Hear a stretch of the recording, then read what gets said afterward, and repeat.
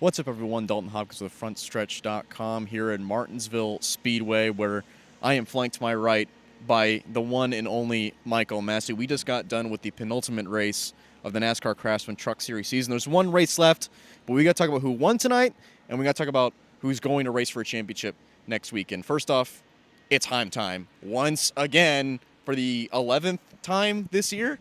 Yeah, of course, it's no surprise. I will say, Lane Riggs was fast early. A misshift, so a shifter problem really in a restart kind of put him back. Ty Majeski led some as well. Brent Cruz. I actually thought for a minute Brent Cruz was going to get his first win tonight, but the caution came out when Heim was just a little bit ahead. It gave him the advantage on the next restart, and it's Heim time again. And I do appreciate Heim was probably the most candid he's been tonight after winning, where he's basically just saying, like, this system rewards mediocrity. He's basically sounded like he was hedging his bet for when somebody beats him at Phoenix, even though he has dominated this season. It was a different Corey Heim, and I appreciated it. I did too. He was very, very candid in the post-race winners press conference. I think we're uploading that on frontstretch.com. You can check out those comments on our YouTube page as well. But really interesting stuff against the current playoff format. And I agree. It kind of feels like that he's preparing for the worst. Yeah. Like he's preparing for the inevitable shenanigans that goes on next weekend at Phoenix. And you know there will be. But we already knew that Corey Heim was going to be in the championship race next weekend. We already knew that 2 weekends ago.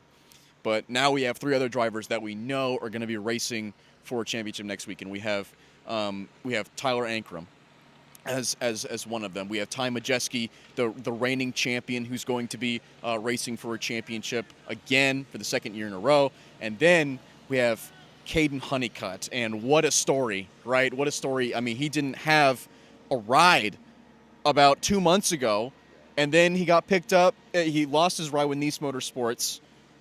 Bunch of drama there.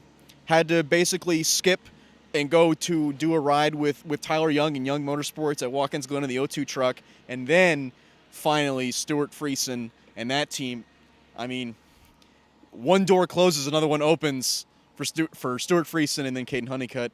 He is going to be racing for a championship next weekend. And he barely got his way in by the smallest of margins. Not only was it a tiebreaker, but it was a tiebreaker that was beaten by one position over who, Massie? Lane Riggs. Lane Riggs. And Lane Riggs thought he made it. Just to set the scene, coming to the checkered flag, Lane did what I thought was a clutch bump and run on Brent Cruz to get third place. And you and me were thinking, Lane Riggs and his team were thinking, I think a lot of people here were thinking, that was for the spot. That was to make it in.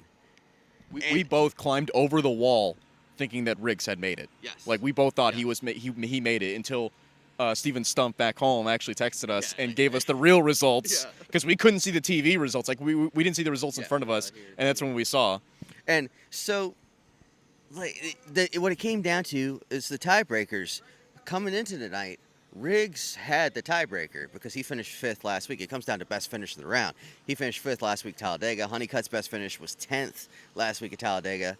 So I think that's what they were going by all night is, he's got the tiebreaker. But when Honeycutt crosses that checkered flag in second place, his best finish is all of a sudden second. And Riggs' best finish all of a sudden was third. So that gave him the tiebreaker. That's why it was so confusing, so tough to figure out for a while, but it really just came down to Honeycutt beat him in this round.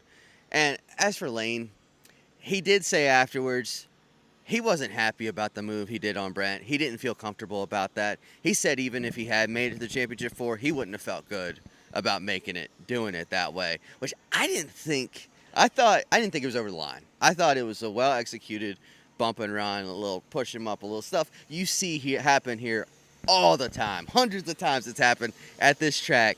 So I didn't really have a problem with it. But still, it's sad to see a guy who won 3 times this year. Caden Honeycutt has 3 top 5s on the year. This is to put some context. 9.3 average finish. Such a great year for Lane Riggs, and he doesn't get to race for a championship. So that That kind of sits a little weird, Dalton. Yeah, and but you know what? There is kind of a silver lining. He kind of teased that he will be back next year in the 34 truck. It sounds like he sounded pretty positive in that interview. Yeah, he said like I'll be back with these guys next year. We'll run for another title, basically. So if that's not confirming you're coming back to a team, that I don't know what it is. Caden Honeycutt also teased that a little bit, apparently where he's going next year, but. Yeah, nothing official, I guess, with that either. But he was wearing a Tricon hat. Yeah, it's pretty. That's almost official. Maybe he's just a big fan of the team, you know. Big Toyota fan. What can you say? They helped him a lot tonight. They did. So I'd be a fan too if they helped me get the championship forward like they did tonight.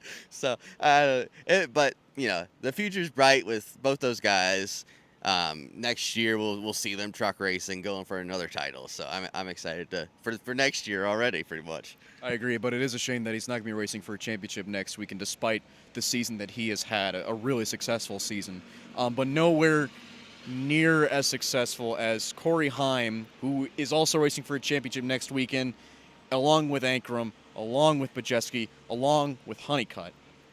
So Michael Massie, okay, look, like we're going to be honest with here. Like, we're going to make picks for the championship, but who else?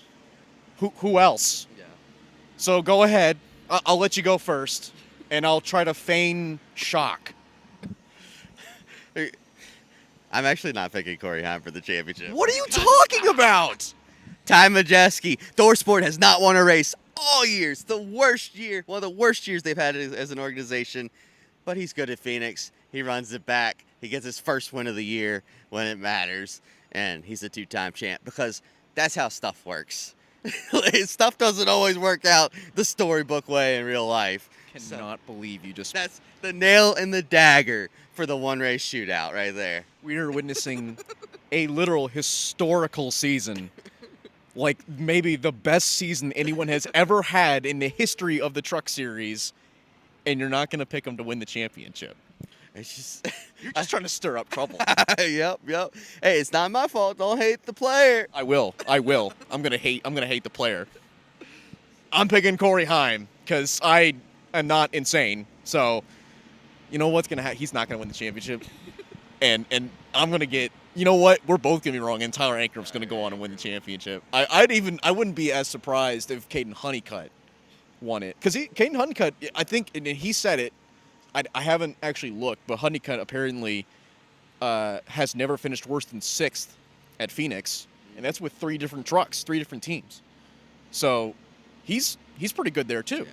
But Corey Heim, I think you got to win next weekend to get the championship. Probably have to win. And the other thing about Honeycutt is I'll say that last year in the Cars Tour, he switched teams midway through the year, won the championship. So could it happen 2 years in a row for him? That'd be wild. That is pretty wild. Well, it's cold here, okay? So we're going to go ahead and wrap it up with that. We'll be back here tomorrow night for the NASCAR Xfinity Series race, where it'll also very likely be very cold as well. And to tease that, look, you have the Xfinity cars behind us. They're all wrapped up in their warm blankets, unlike us, who are freezing outside right now. I'm Dalton Hopkins with Frontstretch.com. This is Michael Massie. Thanks for watching, and continue to follow along for our coverage this weekend at the penultimate weekend of this year's NASCAR season. My Place Hotels is proud to be the official hotel partner of Frontstretch. With plush beds, in-room kitchens, and pet-friendly hotels, My Place makes for the perfect pit stop when traveling. Frontstretch fans can use promo code FRONTSTRETCH to save 10% on your stay at any of our nationwide properties.